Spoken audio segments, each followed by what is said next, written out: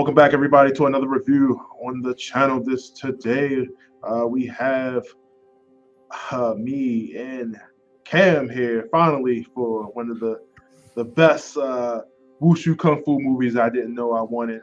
It's been a long time since I had one. I think that's why I probably enjoyed this so much, because we don't get a lot of this nowadays. And this being the Grandmaster of Kung Fu coming to Hi-YAH January 31st on Blu-ray and DVD. And digital as well.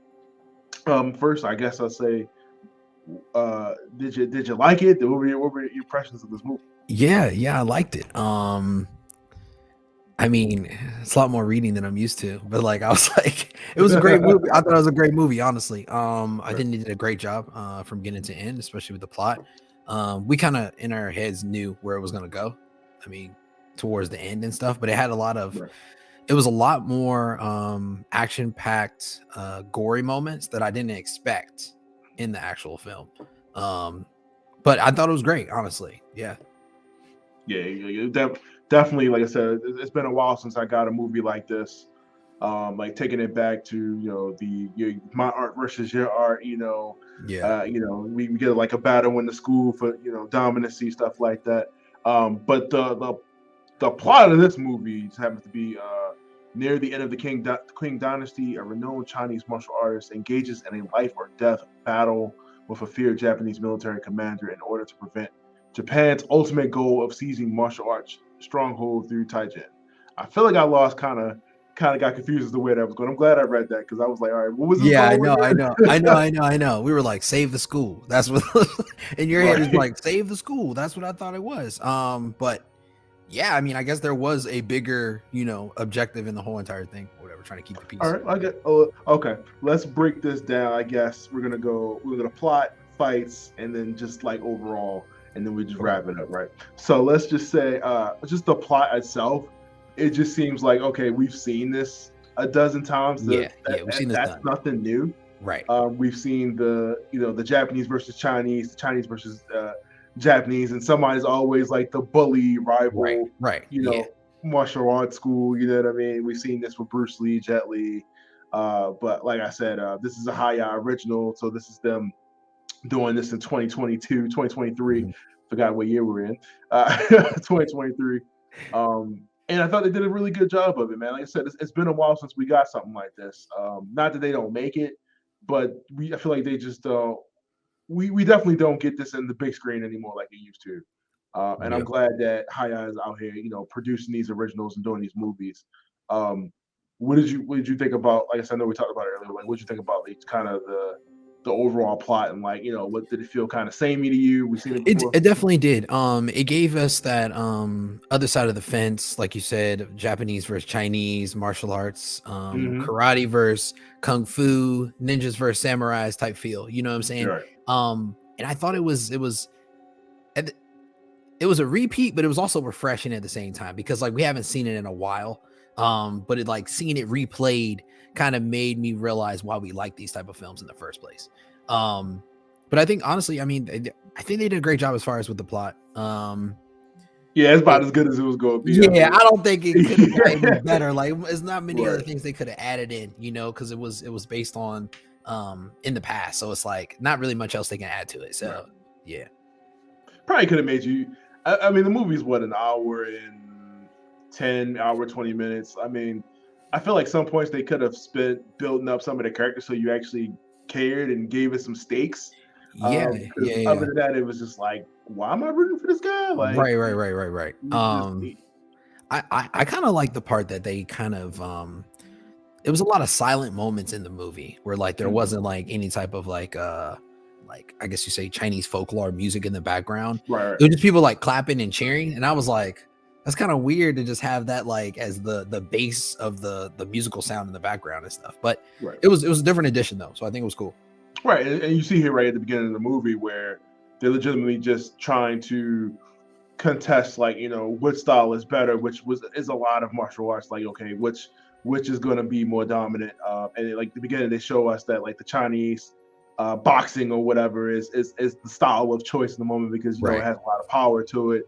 And we quickly see at the beginning like how much damage and stuff that is. And then when when I want to kill this name, Master Yao. Just say Yeah, that. yeah, because it was with a ZH. Yeah. Right. And he comes in and he shows off the style like, this is supposed to be like, used for defense only, we only pull it out or whatever.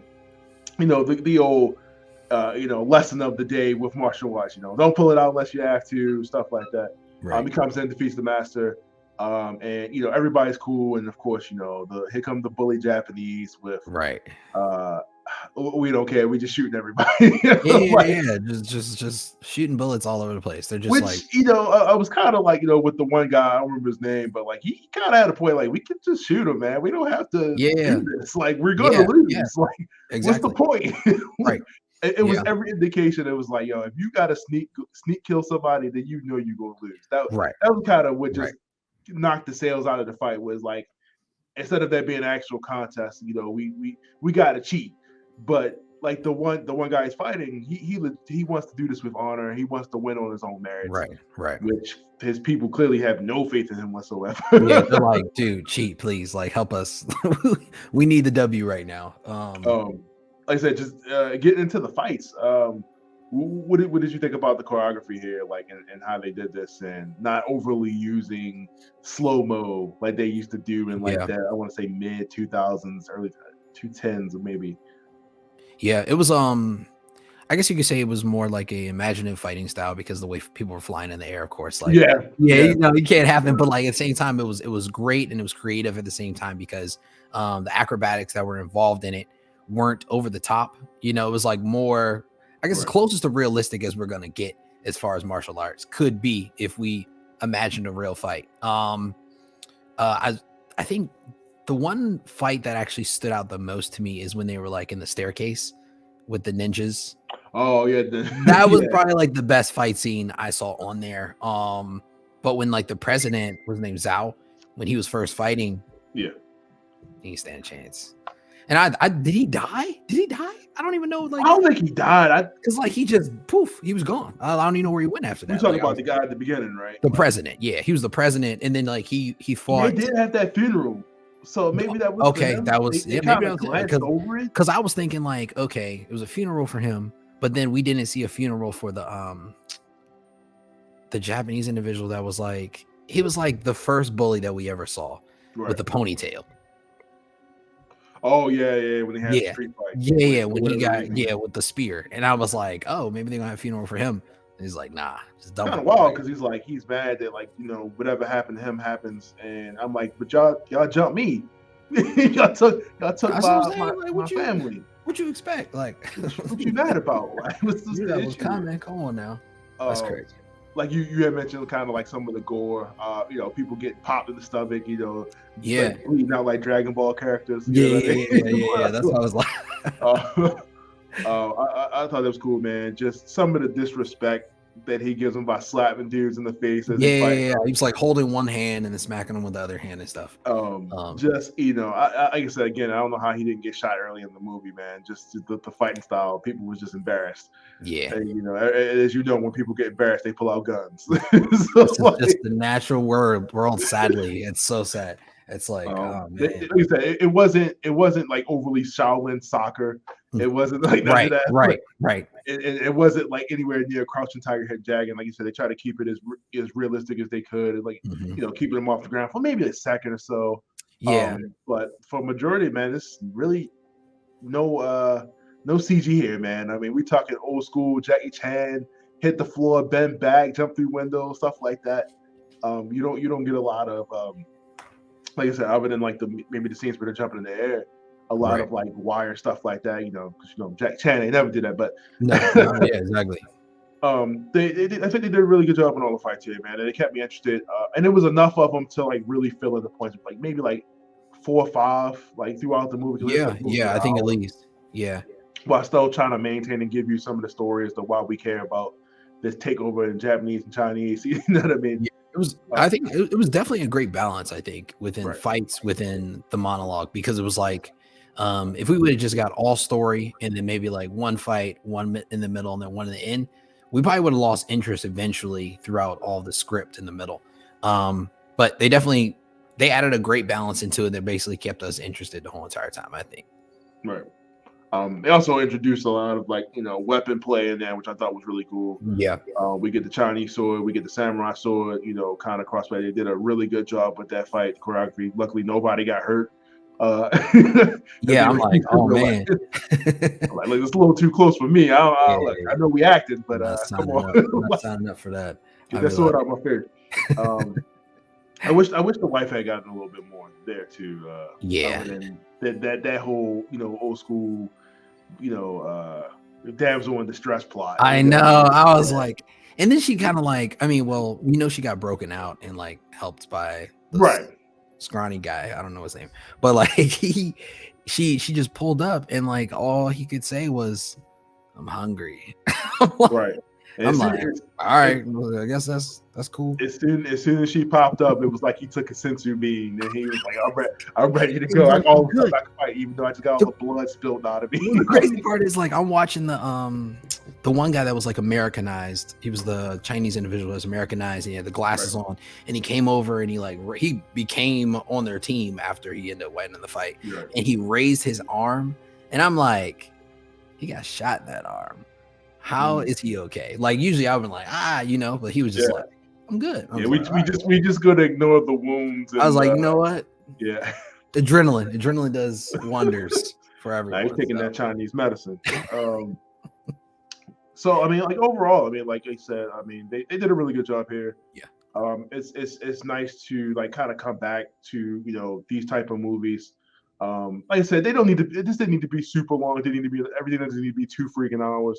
It got to the point. I thought it was funny that they just abruptly ended. It was like, yeah, let's go home. And yeah, like, I thought it was gonna be like a parade, right? Celebrating, just like, nah. Yeah, it was like the end. I was like, oh, all right. That's I would have liked to have seen more with the son, because like it kind of comes off like he kind of doesn't give a shit about his family. Like martial arts is more important. He was like martial arts and then dinner. And then we'll find the kid. Like we don't need. He's in the street playing. He's good. Don't even worry about it. And I was like, when it turned off, I was like, so where's the son? Like I was concerned. I was like, where is he? We'll never know now. I guess that's it. So. Yeah. I mean, I'm sure he's fine. I wonder if this is going to be like a series of movies, like Grandmaster Kung Fu, kind of like Ip Man, stuff like that. So like I said, I really do like the choreography and the fighting here. Maybe it looks like they're not shying away from killing in these movies. I mean, they kind of didn't need to. Yeah. We get a lot of group fights, which I always like. Get a lot of group fights and one shots on the camera. And I don't think it's not a lot of multiple cuts and stuff like that on the shots. I thought they did a really, really good job. But I think we can get away. I mean, I understand like the time period, but I think we can get away from the Chinese and Japanese hate each other. I'm pretty sure they're cool. Like, yeah. But like I said, I mean, like overall, I really like the film. I do recommend it. It's an easy watch, something you can put on while you fold your laundry. I wouldn't say fold laundry because you gotta read subtitles. You gotta sit there and actually, because if you look away, you will miss. Quite I was like, huh? I looked away for a second. I was like, oh no, So but I agree with you completely though. I think they definitely did a great job on this film. There were just like a couple holes in there that we were like, right, we don't got the time. Yeah, like they were like, no, budget, whatever, we gotta go. But then also I was looking at the fact that when you were saying that they might end up making this like a series, they could possibly do that because like if you think about it, the infiltration of Japanese going into China back in that day, it just never stopped. You know what I'm saying? There's always another boss right after one boss. But the main boss at the end that was that lost the tournament, he was giving me like Master Shredder vibes. Like he did like the dude. I was like, oh my god. It was like before he learned he was gonna be Master Shredder and got his armor. Boom. That's the guy right here. I was like, oh man. I was like, became Kevin Nash. There you go. Before he took, what was it? Did he take the ooze or it was something the sequel where he got like super pumped up? But he took the ooze, right? I think. Was it? Okay. Yeah, and he was like super shredder. Yeah. It was like Bane taking Venom, and it was like, oh man, it's getting wild. So I would like to see more of, like you said, just kind of more of these movies and what they do. Like, I don't know if you use Hi-YAH. It's like $5 a month, whatever, but $5 a month, and you get these movies, and you get original movies, and you get like other like martial arts movies, because it's like really hard to find a lot of martial arts stuff in one place. Right. Like that's not broken up on like different streams, or you just hope that somebody got the rights to it. But right. I'm happy to see that Hi-YAH is like putting that, because it's harder to find those movies now. Yeah, it's harder to, the old Jackie Chan stuff, the old Bruce Lee, the old, I mean, it's only a couple, but Jet Li stuff like that. Those movies, like it's starting to get harder to find that stuff. And I'm glad that Hi-YAH is like kind of picking up the slack. Hopefully, they become a bigger streaming service, and hopefully, we get more original movies. But like I said, overall, really, really good movie. I said, I just wish some of the characters had more story there. Yeah. To kind of give the fight a little bit more stakes, because there was never any thought in my mind where I thought he was going to lose. I literally thought he was going to win every fight. Like I was like, he's got this, Like your boy, like what the one Japanese dude was like, so if you lose, what we gonna do? Yeah, like we gonna jump him or what? we gotta run. Right. Yeah, like I like every fight, even when he began to lose, I was like, come on, man, he's not gonna lose. That's what I'm saying. Like, I mean, come back. Like, fun to watch. It was fun to watch, but there was no stakes. Yeah, it was literally it was a standard underdog story. Right. Is what I felt like. Or someone being underestimated is what I felt like. It was like these guys are just like pompous, and they thought, oh, we're the best. Boom, these guys are weak. And then you lose. That's how movies go, Right. But like I said, overall, really, really good movie. Yeah, definitely. Gets a 5 for me, just for being awesome and making my night great. What about you? Any scores on that? Yeah, I'm gonna give it 5 too. It was definitely a great movie. Definitely a good watch. Well, there you go. Like I said, January 31st on Hi-YAH. Subscribe to that. Check it out. And it's going to be on Blu-ray and DVD. They are producing originals too, so that's what's up.